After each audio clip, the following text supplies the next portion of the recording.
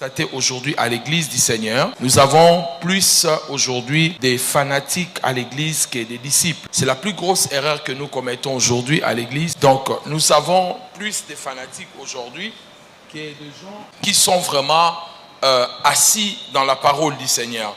Et ça devient un vrai problème à l'église. Quand je regarde aujourd'hui, je vois un peu comme l'église primitive.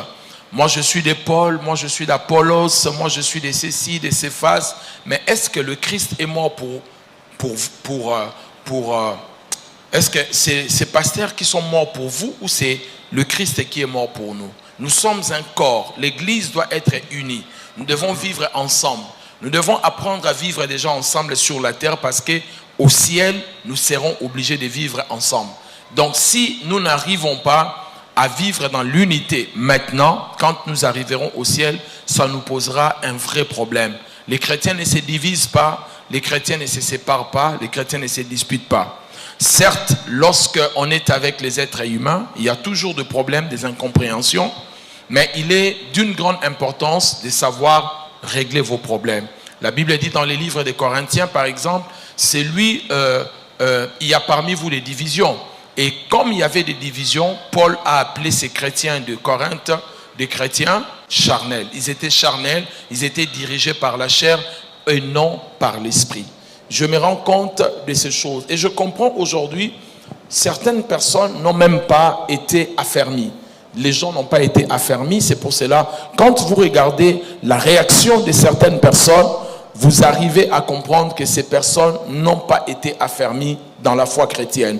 Ces gens ne sont pas assis dans la parole du Seigneur et dans la foi chrétienne.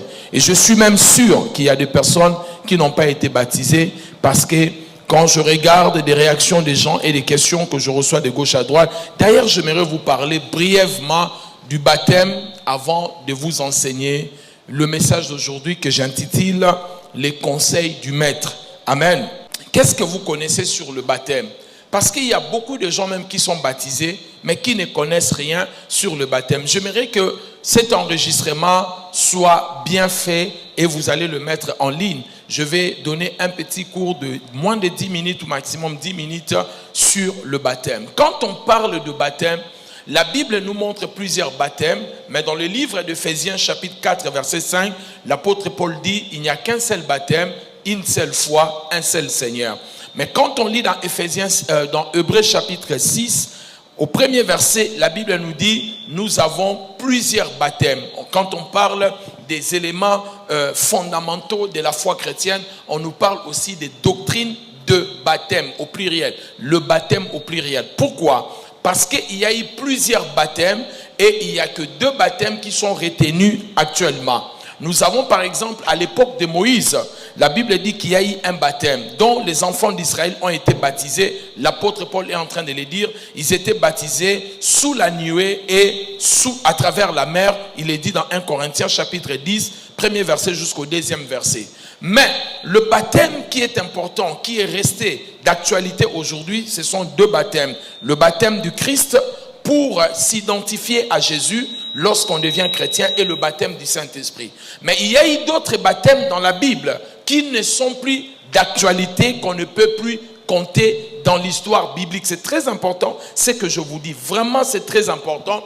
Il faut comprendre ce que je vais vous dire en quelques mots. Amen.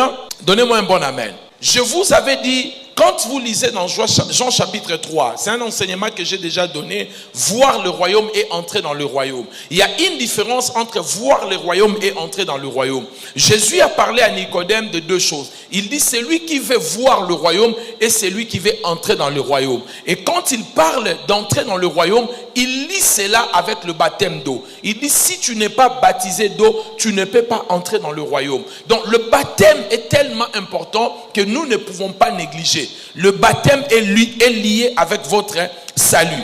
Donc je parlais d'abord du baptême de Jean. Le baptême de Jean, Jean est venu avant pour préparer la voie du Seigneur. Ça, c'était le baptême de la préparation de la voie du Seigneur. C'est le baptême préparatoire. Avant que le Seigneur arrive, il fallait que le chemin du Seigneur soit préparé. Jean, son nom n'était pas Jean-Baptiste. Son nom était Jean. Le nom de Baptiste, on a ajouté parce qu'il était en train de baptiser les gens. Mais ses parents lui ont donné le nom de Jean. Avant même qu'il soit né, Les prophéties ont été dites qu'il sera appelé Jean. Mais plus tard, on va l'appeler Jean-Baptiste ou le baptiseur parce qu'il a commencé à baptiser. Et ça, il faut comprendre. La doctrine des gens sur le baptême, c'est une nouvelle doctrine en Israël. Parce qu'à l'époque, les Juifs faisaient, enfin les Hébreux faisaient des choses comme les musulmans. Donc les Arabes, ils lavaient les pieds, les mains, le visage avant de faire leur prière. Mais Jean, quand il est venu, il a commencé à laver totalement les gens, tous les corps. Il les lavait tous les corps. D'ailleurs, il y a une discussion entre Christ et Pierre. Vous voyez, quand Jésus disait, je dois vous laver les pieds, celui qui est propre a besoin d'être lavé seulement le pied. Et puis, Pierre va dire au Seigneur, alors si tel est le cas, lave-moi tous les corps. Bref, je reviens sur ce que j'étais en train de dire. Donc, le baptême de Jean était un baptême national. C'était d'abord un baptême pour les Hébreux. Ce n'était pas un baptême pour l'Église. C'était un baptême des Hébreux parce que le Juif ou l'Israël qui attendait la venue du Seigneur. Et c'était un baptême national. Même les Israélites qui étaient dans la diaspora devaient être baptisés. C'est ainsi, quand vous lisez dans Actes chapitre 19, vous allez voir que les Juifs qui étaient dispersés, ou les Hébreux qui étaient dispersés et qui étaient à Éphèse, lorsque Paul les a rencontrés, il leur a posé la question, avez-vous reçu déjà le Saint-Esprit lorsque vous avez cru? Ces gens ont dit, nous n'avons jamais entendu parler qu'il y ait le Saint-Esprit.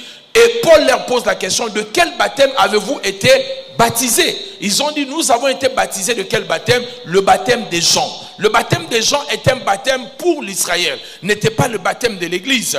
Et quand le Seigneur Jésus est venu, il est mort, il est ressuscité, ce baptême n'a plus d'importance. Ça n'existe pas, le baptême des Jean. Ça n'existe plus. Il nous reste un seul baptême. Amen. Le baptême du Seigneur. Le baptême du Seigneur est tellement important. Vous ne pouvez pas être chrétien sans pour autant être baptisé. Ah, donnez-moi un bon amen. Il y a des gens qui sont des chrétiens mais qui ne sont pas encore baptisés. Quand vous lisez Marc chapitre 16, verset 15 jusqu'au verset 16, la Bible déclare ceci. Celui qui croira et qui sera baptisé, qu'est-ce qui va lui arriver? Sera sauvé. Pour être sauvé, c'est croire et plus le baptême. Je sais que quelqu'un me dira, mais c'est faux ce que tu es en train de dire. Mais c'est le maître lui-même qui a recommandé cela. C'est Jésus qui l'a dit. Il dit, c'est lui qui croira et sera baptisé. Et de conjonction. Les deux choses-là doivent aller ensemble. Croire à moi et être baptisé égale être sauvé. Donc on ne peut pas croire au Seigneur et refuser le baptême d'eau. Amen. Donnez-moi un bon amen. Je sais, c'est très important. J'ai suivi des fois les débats où les gens ont dit, quand tu grandis dans la spiritualité, le baptême n'a même plus d'importance. C'est faux. C'est un mensonge diabolique. Le baptême est une recommandation du Seigneur. Le baptême est un point doctrinal important. Amen. Dites amen bien. Est-ce que quelqu'un est en train de me comprendre? C'est le maître qui a dit cela. C'est lui qui croira. J'ai cru à Jésus et qui sera baptisé, cette personne-là sera sauvée. N'oubliez pas, là je parlerai, quand je suis en train de conclure là, je parlerai des exceptions, comme le brigand de la croix. Ça c'est une exception. Il peut y avoir des exceptions. Tu prêches quelqu'un à l'hôpital, la personne est malade, et tu dis à la personne, donne ta vie à Jésus pour que tu ne sois pas perdu. Et la personne donne sa vie à Jésus, mais la personne est mourante. On ne peut pas déplacer la personne pour aller se faire baptiser. C'est une exception. Mais cela ne devient pas une règle de dire que le baptême n'a plus d'importance. C'est parce que nous sommes dans un cas de difficulté, on ne peut pas déplacer la personne. Vous comprenez mes bien-aimés? Donnez-moi un bon amen. Vous comprenez que c'est très important la notion de baptême. Amen. Ainsi, les apôtres ont prêché sur le baptême. Ils ont parlé de Jésus et ils ont parlé de baptême. Dans Actes chapitre 2 verset 38, Pierre est en train de dire, répentez-vous et que chacun de vous soit baptisé au nom de Jésus-Christ pour le pardon de vos péchés et vous recevrez les dons du Saint-Esprit. Répentez-vous et après que chacun de vous soit baptisé. Si tu es dans cette église, tu n'es pas baptisé, tu as un problème avec ta foi.